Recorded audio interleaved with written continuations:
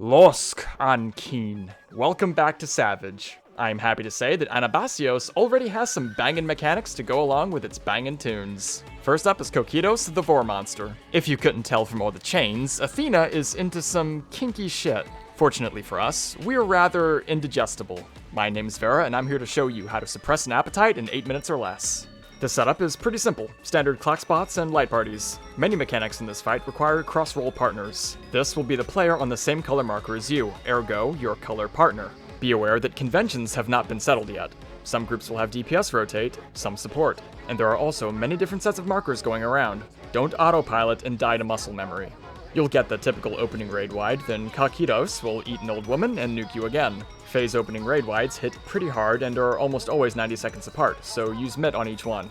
Mage phase begins with an AoE buster on first and second threat, leaving vulns, then a second hit on both shortly afterward. This is easily handled by simply provoking during the cast. Next, he'll dual cast Ice and Fire. Ice is exactly the same as normal mode, but Fire is a partner soak instead. Rotate to your color partner and wait for the tell. Ice means in, Fire means out, and as always, use the floor lines to help position. It's a pretty tight fit, so make sure to cozy right up to those lines. Return to your clock positions for Ice and Lightning, which will fire a laser through each player.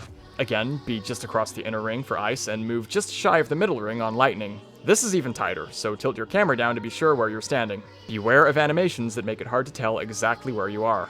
Another Fire and Ice cast ends the sequence, but it's always opposite of whatever the first was, so you've got ages to position. No excuses here. Now, kokytos will eat Bruce Lee and create 4 walls. If you don't have one behind you, rotate to your partners. A more standard tank buster will go out and leave behind a dot and a vuln. Swap out until expiration. Afterward, you're gonna get knocked back into your walls and hug your buddy for a partner soak. Do not move a muscle until you see that rock go off, and definitely don't press Stardiver and grief your team. Several explosions will begin traveling out along the cracks in the ground, like Ruby Weapon. Additionally, you'll get front or rear combination, cleaving the respective halves of the room along with a chariot or dynamo. Pray to God you get the dynamo. Inside is always easily accessible for everybody, and you just have to stand on the 3 long lines to be safe. The chariot will make 2 people run all the way across the room. I have elusive jump, and I can barely do it in time. If you read the mechanic a second late and can't make it to the safe zone, choose to get hit by the half-room cleave. It doesn't hit very hard and won't even apply a damage down, whereas everything else does and will. Following the combination, move back out or back in and dodge the second set of lines. You'll do the opposite chariot or dynamo as they're exploding. Also, do try to not run into the cleave, which comes out between the 2 sets of lines. Don't relax yet. Light party stacks are coming for good measure. Book it back to B or D with your assigned group. Another light raid wide and a buster will bring Monk 1 to a close. Now, what do you get when you cross a black mage and a monk? Apparently, you get Shaolin soccer. Pay attention, this next mechanic is serious business. It actually wouldn't be out of place in the first half of an ultimate. For the first turn of a Savage tier, it's pretty crazy and will take a lot of practice. 4 balls will spawn in and get odd limit cut markers. He will kick these into the opposing walls in order. They'll explode and then create a tower. These towers will be soaked by the 4 players who get even markers. But there's a catch. He will teleport to and dunk on the next even number after each kick. The dunk is a small AoE and does proximity-based damage, so you've got to be on the other side of the room when he does. These dunks will also leave a vuln. Because of this, towers cannot be soaked in numerical order. We have to stagger things similar to the Cachexia timers on P9S in the order of 6, 8, 2, 4. But that's not all. The 4 unmarked players will get blue dive bomb markers one after the other, which will explode in a massive area. There are many different ways to solve this madness. If you ask me, the simplest and most effective method is the Japanese braindead strat. The raid will start right here, across from balls 1 and 3. Marker 2 will run to the wall behind the raid right away and wait to explode. Marker 6 waits patiently, does not take a ball to the face, and grabs the tower. The first dive bomb will run straight across the room, again all the way to the wall. As these respective mechanics go off, number 4 will go to the back, 8 will take his tower, and the second dive bomb will run out. The third dive bomb will stay behind while the raid mirrors its positioning. Number 6 will need to pop sprint and book it across the room to avoid clipping the party. Whose tower's up next? That's right, number 2. Last in line, 8 goes boom, 4 takes the tower, and the final dive bomb. This is by far the hardest part of the fight, and it's quite nice if we get the big skill check pretty early on. MP7!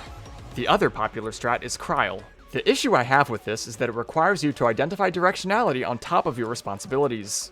In JP Braindead, it doesn't really matter which way the boss is going. You're just running across the room instead of rotating with the kicks. Headspace is at a premium here, so I would definitely say look to join Braindead groups. You will fuck it up. You will fuck it up a lot, and so will everybody else. Be patient. With repetition, the dance will become second nature soon enough. And at the end of all of that, you'll get Fire Ice or Lightning Ice from Mage Phase. Most of you will have full downtime at the tail end of this, so don't AFK in the brain. Think about where you need to be while you're waiting for resolution and get to your partner or clock position the instant round 4 completes. Behemoth Phase is the exact same idea with extra steps. Charybdis is actually not baited on Savage and just goes on cards or intercards. Then 4 meteors will drop between them, so just get in the middle. These meteors are destructible and 2 of them will spawn cracked. The whole meteors cannot get hit by any mechanics or you'll get Armageddoned and there will be no Bruce Willis to save you. Kokytos will then spit a group soak onto the furthest player. You're gonna bait this on top of the first broken meteor clockwise from A. Either DPS or support can bait first, it doesn't matter. Everyone else will bait a set of lightning cones toward the swirly on their color. Again, if lightning hits any meteor, it's a wipe. Don't be lazy here. Then, you swap out and go bait the next spit while the meteor group baits another round of lightning. Deep impact will happen on one of the meteors, not in the middle, which is why we needed them both untouched. Simply LOS it behind the other one and then run out before it explodes. Following this, he'll go back into Chimera phase and prepare the jet-propelled, Diamond Dust, English Rules, Blitzball I'm just kidding. It's actually a Firewind Tank Buster into another partner knocked back in lines. Keep your ass frozen on that wall until the soak goes off. The difference here is that there's no combination to worry about, but he will hit you with Ice and Fire after the second set of lines. Play this as close to your quadrant as possible and it will be easy to get into position in time. It's unfortunately likely that you'll have some deaths here during Prog. If you do, immediately healer LB3 right after Fire and Ice resolves. You need everyone up right away to go into Limit Cut 2. Now before you get flashbacks, don't worry. This one is leaps and bounds easier than the first. It's just markers 1 through 4 on 4 people, which are the blue dive bombs from LC1. Take them southwest and southeast and swap out as they go off. It's wise to run in and out in an arc to avoid getting clipped. Everyone else will go north, stack up, and prepare for a group soak fire dunk. It's still got fall-off proximity damage, so the boss will need to be dragged south a little bit first. Don't go all the way to the wall, though. You need a little bit of space to work with afterwards. This dunk hits extremely hard. Throw the kitchen sink at it. Use everything, including tank LB3 if the boss did not get dragged out enough. Then, the tank will need to turn the boss according to front or rear strikes. Now, I have heard that both tanks can get marked. How do you deal with this? Fuck if I know, I'm a Dragoon. The only thing I know how to tank is the floor after animation locking myself into a pretty circle. Whoever blows up first probably just has to rush back over and point the boss. And just like last time, you'll have to quickly position for another dual spell at the tail end. Once you're through here clean, you've got yourselves a kill. It's just a repeat of Mage Phase 1 before the Enrage, which leaves a very generous amount of time to finish him off. I mean, look at this kill. It was messy as fuck and still wasn't even close. This is a mechanics check, not a DPS race.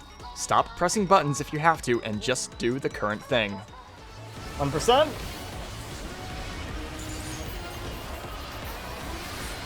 That's it! Wow, that's a generous Enrage timer. Holy fuck! Unreal, that was actually good enough. Woo!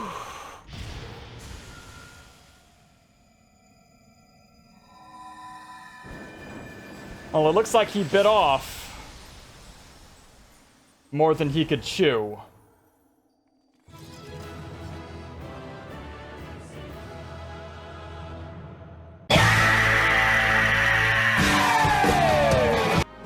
What? What? What about this? Will this make you happier? Is that more appropriate? I'm quite impressed with the fight. Soccer Phase took me completely by surprise, and it's only turn 9. CBU3 isn't afraid to push us as players, and they did it early, not at the very end. Here's hoping that the rest of the tier is just as cool.